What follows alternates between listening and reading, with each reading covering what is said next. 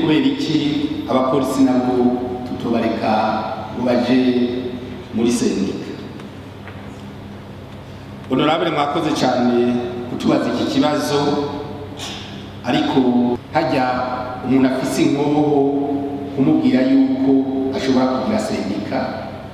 Turazi iby'amasendika yacu yama yakoze, uno munsi abyuka akabwira abantu ngo nimuje ku kazi, cyangwa imbere rero umupolisi ari muri sendika hakaba hari ikibazo cyashitse mu gihugu, hanyuma umusendika ndetse akacamubwira ati ntugende gukora akazi no munsi. Murumva ko byoca bigorana, kandi umupolisi afise ikigwanisho ukamubwira ngo aje muri sendika ngo agire n'uburenganzira bwo kwiyamamaza kuja mwibarabara n'inkoho ku rutugu, sinzi ko najeje yokoro. Ni twashatse gukingira urwego rw'igipolisi n'igisirikare onavye ni bimwe, hamwe no gukingira abenegihugu.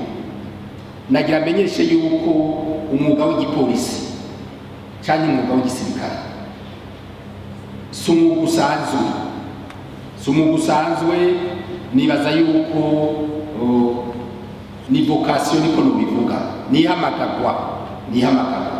So uwo ari we wese rero uno munsi ashobora kuvuga ngo aje kwinjira mu gipolisi ngo bice bikunda, hariho n'abaza kikabananira bagishika imbere y'umwango batarahengereza n'indani. Ariko ndabamenyeshe yuko ari vakasi imaze kuba rero ari ihamagarwa, hariho ibintu byinshi ucushira ku ruhande. Ni naco gituma igipolisi gifise amasitati yacu yigenga adasa n'ayandi masitati y'abafonksiyoneri ba leta. Nagira bimenyeshe yuko rero iryo hamagarwa amaze kuryemera, kuko nagira ntanga kandi karorero, si umuntu uwo ari we wese ejo wokumva hajya hejuru inyambo ye bariko bararasa guca umubwira ngo duhare hejuru ariko bararasa uvuze gukurya umuntu ariko arasa ajya hejuru, azi neza yuko ashobora gushika bakamurasa agapfa hanyuma akagenda. Si umuntu uwo ari we wese ushobora kurungika ahantu gutangira umwansi ukamubwira ngo aze gutangira umwansi ariko ahura n'abandi bariko barahunga. Nico gituma umwuga w'igipolisi umwuga udasanzwe n'ihamagarwa.